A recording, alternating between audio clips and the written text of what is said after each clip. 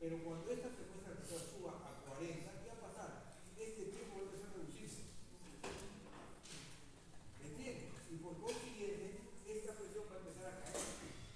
Porque este tiempo inspiratorio empieza a reducirse. Porque empieza a tener mayor demanda de oxígeno. ¿Y qué va a pasar con esta saturación? Si estaba en el 100%, va a empezar a bajar a 99, 98, 97, 96, 95, aquí es normal, 94, 93, 92, 91. Porque he reducido la frecuencia respiratoria y he reducido el tiempo inspiratorio. Y ahora ya no se abastece ese 0.25 segundos. Sencillamente el paciente en 0.75 segundos había logrado el equilibrio. Pero en 0.70 ya no está en equilibrio. En 0.69, en 0.50, en 0.40 no está en equilibrio. Por consiguiente la saturación empieza a caer. Y eso no lo hace la clínica. Y eso es una enfermedad que se llama fibrosis pulmonar. Engrosamiento de la membrana alveolo-capilar. ¿Ya lo han escuchado? Con seguridad. Y el paciente, uno sospecha de fibrosis pulmonar, le pongo los signos de pulso, 99%. En el tercer piso, digo, en vez de vaya por el ascensor, va a bajar por la escalera hasta el sótano 2. Y de ahí sube desde el sótano 2 hasta el piso 3, rápido. ¿Puede hacerlo? Sí, o no puede hacerlo. Si lo hace. Cuando sube, llega cansado, agitado. Pero si él cree que es agitación propia del esfuerzo. Le ponemos el oxígeno por 90%. Nadie tiene que saturar en el esfuerzo. Nadie. Porque tenemos una gran reserva que podemos mantener grandes esfuerzos, grandes frecuencias respiratorias sin tener esa desactivar. ¿Está claro? La ley de Fick. La ley de Fick. Porque la ley de Fick cuando se aplica, hablamos en estado estático. Pero este pulmón no es estático. Inspiro, expiro. Inspiro, expiro. Inspiro, expiro. Por consiguiente, la inspiración es donde se aplica la ley al 100%, pero acá en la expiración ya no, porque la membrana engrosó, ya las moléculas no llegan a pasar a otro extremo. ¿Está claro? Muy bien. Enfermedad intersticial. Ejemplo. Se puede medir esta prueba, con una prueba que se llama difusión de monóxido de carbono. ¿Qué la prueba hace lo mismo? Me hace respirar una concentración muy pequeña de monóxido de carbono, que no es tóxico. ¿Para qué? Para hacer que este monóxido atraviese rápidamente la membrana, se liga a la molécula de hemoglobina y obviamente me miden el monóxido que es puro. Y hay una medición. ¿Ok? Esa prueba se basa en la misma ley. Si ustedes se dan cuenta, están las variables de la ley. Área de membrana, área de intercambio gaseoso. ¿Yo puedo saber cuál es el área de intercambio gaseoso de ustedes y cada uno de nosotros? Claro que sí. Por la superficie corporal de la persona, sabemos el área de superficie de membrana alveolar que tiene cada uno de nosotros, que depende de la edad, sexo, peso y talla. El equipo lo calcula. Puedo saber la distancia, la presión del gas de monóxido, claro, porque yo la conozco, el equipo la conoce. Y va a dar una presión de monóxido conocida en el aire inspirado y va a medir la concentración de monóxido en el aire expirado y va a hacer una diferencia. ¿Conocemos la distancia de fusión? No. ¿Y cuál es la distancia? Esa membrana. O sea que es una variable que yo no conozco. Y las otras dos variables las conozco, claro que la conozco. Una es la hemoglobina. Y conozco la hemoglobina del paciente. No es lo mismo un paciente con 15 gramos que con 10 gramos. Y conozco el flujo de sangre, claro, porque viene hemodinámicamente aparentemente estable, tiene una buena presión, etc. Entonces tiene buena presión. De las 5 variables conozco 4 y me falta conocer una. Esa es la respuesta de la prueba. Por eso que la prueba es muy sensible a poder medir el daño de la membrana alveolar. La prueba de difusión de monóxido de carbono es una prueba muy rutinaria en los hospitales y que se hace en pacientes con fibrosis pulmonar. Función, relación PQ. Entonces ya hemos hablado de difusión. Ahora bien, veamos a la otra función que es la relación BQ. Relación BQ.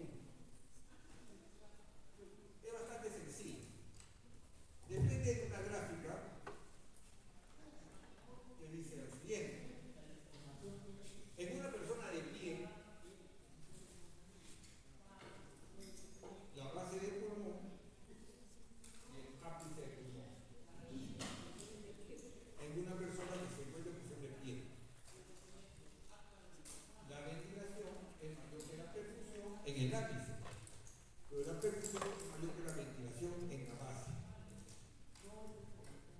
La ventilación y la perfusión es igual a 1. Más o menos en el tercio medio del parénquima pulmonar. Entonces, ¿qué es esta gráfica? Dice bien claro que la ventilación es mayor que la perfusión en el ápice, que la perfusión es menor que la ventilación en el ápice, que la perfusión es mayor que la ventilación en la base, que la ventilación es mayor que la perfusión, que la ventilación es menor que la perfusión en la base. ¿Qué más dice esta gráfica? Que la ventilación es mayor en la base con respecto al ápice, que la perfusión es mayor en la base con respecto al ápice. ¿Sí? Que la BQ, el BQ con la ventilación y la perfusión son iguales en el tercio medio aproximadamente del parénquima pulmonar en una persona de pie. Eso dice la gráfica. Y eso está en esa gráfica que está acá, ahí nomás, que es la misma. Pero ven otra curva que pasa por el medio, que se llama BQ. El BQ es menor a 1 en la base y es mayor a 1 en el ápice. El BQ es menor en la base con respecto al ápice en una persona de pie.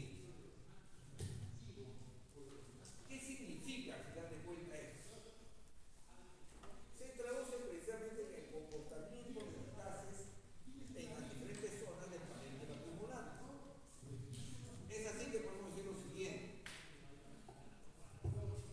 En el ápice del pulmón y en la base del pulmón. En la base del pulmón hemos dicho que el BQ es menor a 1. Y en el ápice el BQ es mayor a 1. ¿Qué significa un BQ mayor a 1? Que está más ventilado y pobremente perfundido. ¿Qué significa un BQ menor a 1? Que está ventilado pero tremendamente perfundido. La perfusión mayor que la ventilación. Es la razón BQ. ¿Ok? Estoy haciendo una gráfica exagerada para entender. Si el BQ es mayor a 1, porque hay mayor ventilación que perfusión, significa que esta es una unidad hiperventilada. Si acá la perfusión es mayor que la ventilación, esta es una unidad hiperventilada. Si es unidad hiperventilada, existe mayor cantidad de oxígeno y menor cantidad de CO2 en estas unidades alveolo-capilares. Y en la base del pulmón va a existir menos cantidad de oxígeno y mayor cantidad de CO2 por son unidades hipoventiladas. Entonces lo que estoy diciendo que la relación BQ no es homogénea en todo el parénquima pulmonar. La relación BQ es diferente en cada zona del parénquima pulmonar y podemos hablar de 3 zonas: la zona superior, la zona media y la zona inferior. O sea, llamar el tercio superior, medio, inferior en una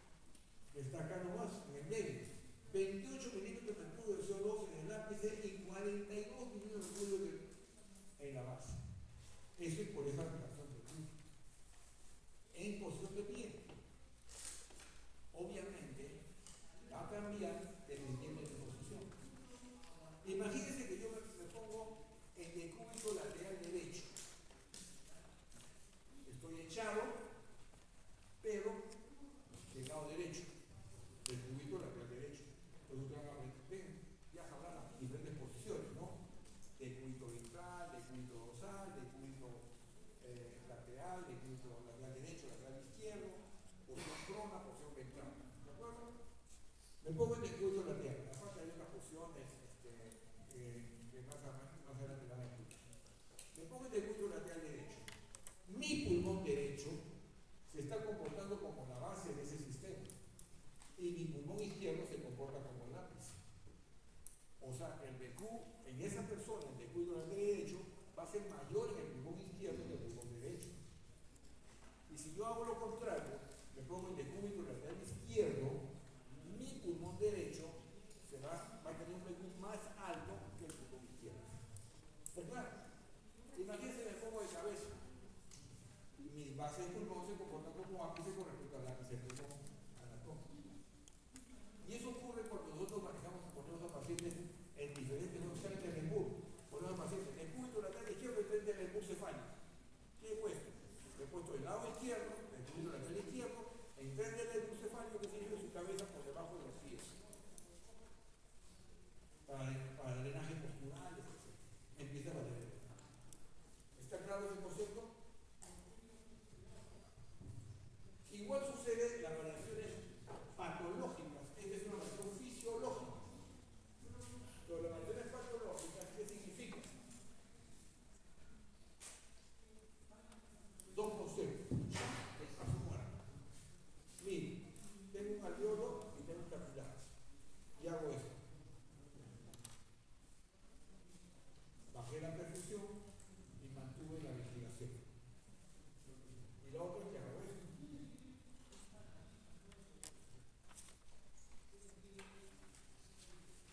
¿Me entienden? Fíjate ahora el BQ. En este caso yo tengo ventilación y perfusión cero. Significa que no hay intercambio gaseoso. Y si no hay intercambio gaseoso, no hay volumen alveolar. Porque no hay intercambio gaseoso. ¿Qué cosa es todo esto? Espacio muerto. Este evento incrementa el espacio muerto. Claro. Ejemplo, tromboembolia pulmonar. Es una enfermedad. Bueno, en el caso, pues no voy a poner eso como enfermedad, sino simplemente uno le pone, ¿no? En el caso, porque es ético que usted tiene una obstrucción de la arteria pulmonar. Con su arteria pulmonar. ¿Qué evento fisiopatológico está ocurriendo? Y le pongo ahí incremento del volumen alveolar, incremento del espacio muerto, el BQ disminuye, el BQ aumenta, etc. Y el otro término, perfusión y ventilación. Igual existe una creación de BQ. Pero acá, ¿qué está ocurriendo? Esta sangre que viene con presión venosa con oxígeno del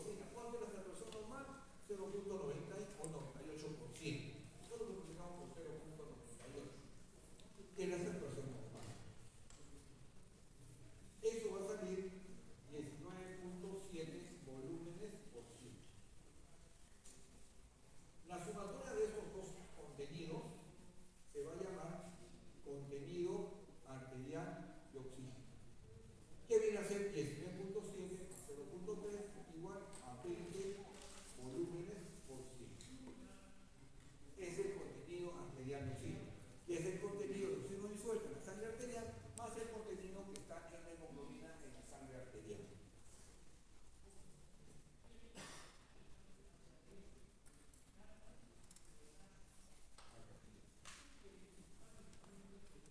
Según la difusión, las presiones, como ya hemos hablado, la ley de Henry, que es el oxígeno disuelto, es 0.3 moles por ciento, y acá vemos, acá está el oxígeno disuelto, y los 20 mililitros por cada 100 centímetros de oxígeno tanto en la hemoglobina como el disuelto. Si el disuelto es 0.3, la hemoglobina es 19.7. Por eso decimos, ¿no? El transporte de oxígeno fundamentalmente, ¿por quién está dado? Por la hemoglobina. Esos 20, 19.7. Si yo hago el análisis de la hemoglobina, estoy haciendo el análisis casi total del oxígeno transportado. ¿De acuerdo? Y le decía que salían de 3 variables. La hemoglobina es una proteína que tiene un grupo N que tiene la particularidad de transformarse como oxígeno y se va a llamar oxihemoglobina, o cuando tiene CO2 se llamará desoxicarboxiemoglobina. Entonces es reversible, tiene dos formas, oxi y desoxi, y es la forma más eficiente de transporte de la molécula de oxígeno. Esta hemoglobina, cuando se oxida o cuando se liga el oxígeno, decimos que la hemoglobina está oxidada. Y cuando la hemoglobina libera la molécula de oxígeno, la hemoglobina al perder la molécula de oxígeno, la hemoglobina se reduce. Y en ese momento, para mantener la estabilidad de la hemoglobina, existe una enzima que se incrementa dentro del glóbulo rojo para mantener la estabilidad de la 2,3-glifosaminoglicicana. Que la ven ahí, en amarillo. Entonces, cada vez que yo libere oxígeno de la hemoglobina, la 2,3-glifosaminoglicicana se incrementa dentro del glóbulo rojo.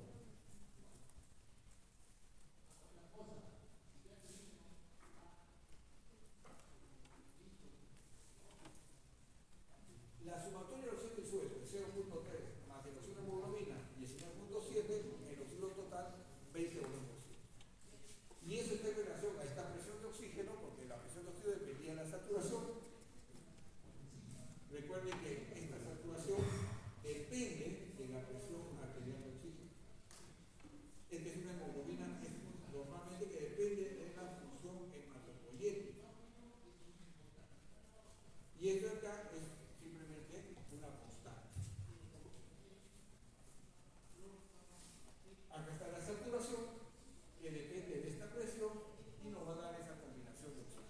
¿De acuerdo?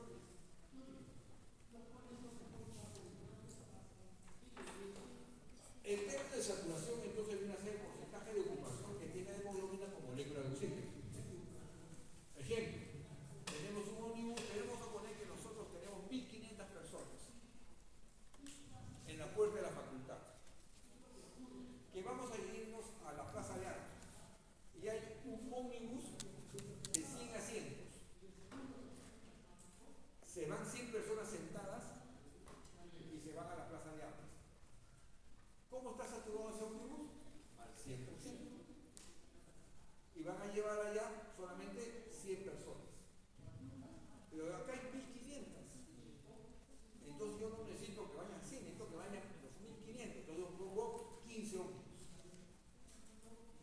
Esos 15 ómnibus, con las 1500 personas, se sientan cada uno, van sentaditos en los 15 ómnibus y los 15 ómnibus se van saturados al 100%. Llegan los 15 ómnibus de la Plaza de Armas y bajan 1500 personas, que es la cantidad normal. Los ómnibus son la hemoglobina. Los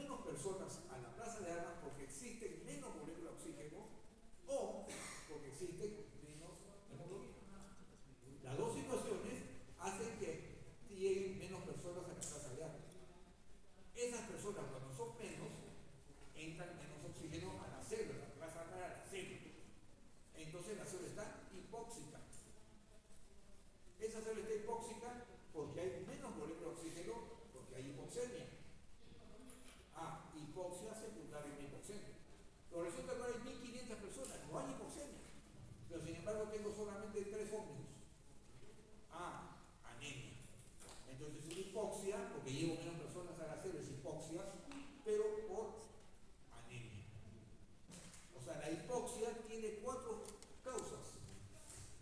La hipoxia es la cantidad de oxígeno distribuido en la célula y la hipoxemia es la cantidad de oxígeno disminuida en la sangre. Entonces, uno puede agarrar y decir, las hipoxias, que son menos cantidad de oxígeno en la célula, tiene cuatro causas. Hipoxia hipoxémica, hipoxia anémica, hipoxia